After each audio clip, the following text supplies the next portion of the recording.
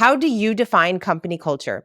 This is one of the questions that I ask many of the guests that come on our podcast, Lead with Culture. And I love this because it's interesting to hear everyone's perspective. While the definitions may feel a little bit similar, they're always different.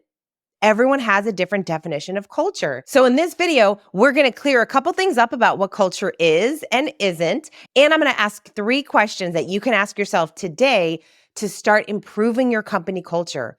Maybe you have a not so great culture and you know you need to improve it. Maybe you have a good culture and you're just looking to get it to a great culture. And maybe you already have a great culture, but part of the reason why you have a great culture is because you're always learning and growing in this area of your business. So stick around and see how you would answer these questions.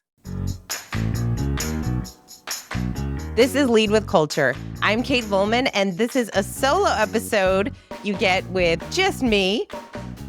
Okay, let's start with what is culture? It's important to define it because if we want to improve something in our business, then obviously we need to know what the heck it is. So we'll start with that because what we've discovered over the many years of doing this kind of work in culture is that so many leaders actually think that a great culture is unattainable because it costs way too much money to create a great culture. And the reason why is because they really don't know what culture is. So often when we see company culture being talked about in the media, what do we hear? We hear unlimited vacation days and bring your dog to work and free lunches every day and all of these perks. And while sure, that is lovely and wonderful if you are an organization and want to offer those things, great. But that's not what culture is. It's not. Culture is not the perks that we provide for our people. That's not what culture is. In Matthew Kelly's book, The Culture Solution, where he shares the 6 immutable principles of a dynamic culture, he provides a great definition of culture.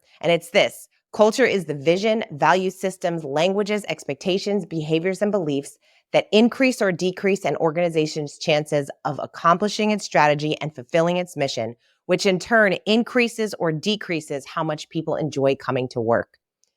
That's a mouthful, I know. But if you break it all down, what is it? It's the essence of the organization. It's how people feel when they come to work. It's how your clients, your customers feel about you as the organization. That is the culture that you're creating. When they go home, are they talking about the work that they're doing in a positive way? Or are they constantly coming home and they're stressed? They're upset with their leader. And so we have to be intentional about creating a great culture. Great cultures attract great talent, and great talent wants to belong to a great culture where they feel like they can do their best work. So here are 3 questions to ask yourself today to enhance your company culture. Number 1, how would you rate your company culture today? On a scale of 1 to 10, what score would you give yourself? And be honest. Be honest. When you think about your culture, you think about the people. Do they enjoy coming to work? Do you enjoy going to work? Do you enjoy coaching your people as their leader? So what score would you give it? And if you want to get an actual score, we do have a free culture assessment that you can take by going to floydconsulting.com/culture.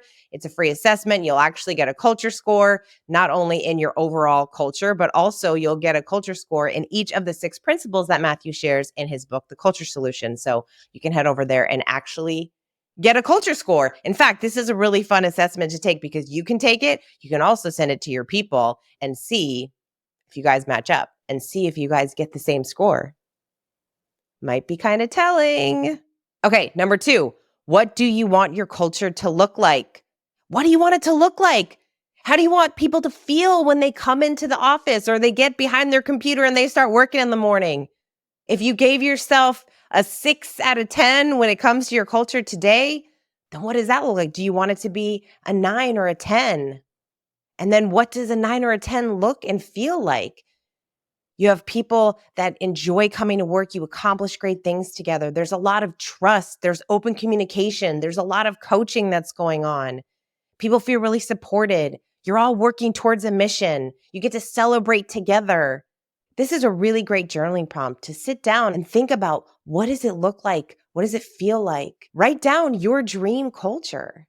And then number 3, what is one action step you're going to take today to start improving your company culture?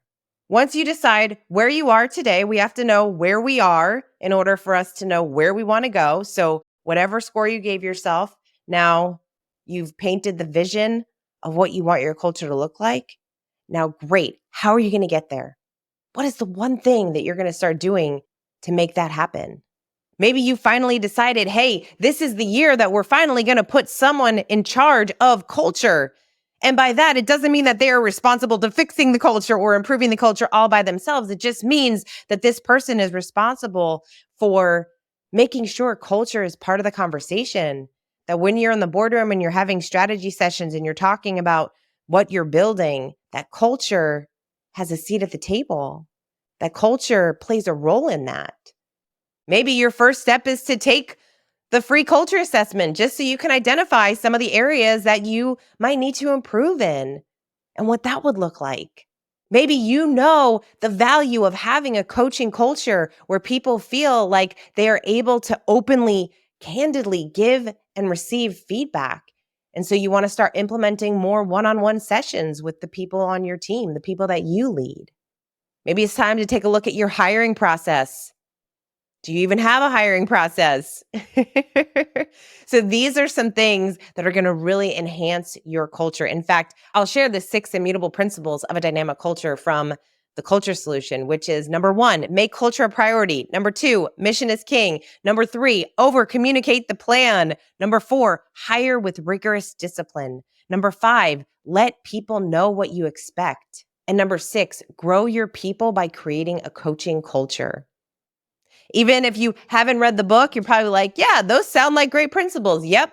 What is the one thing that you're going to start doing today to improve your company culture? And part of that is having this conversation right now. Part of that is just bringing the conversation around culture and making it a priority in your organization.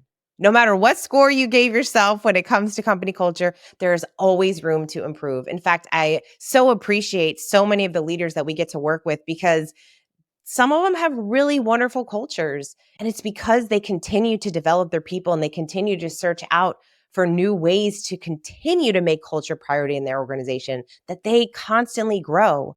An organization can only become the best version of itself to the extent that its people are becoming better versions of themselves. And people become the best version of themselves when they work for an organization with an incredible culture. I hope you found this video helpful. If you did, please share it with a colleague or a friend who needs to hear this message.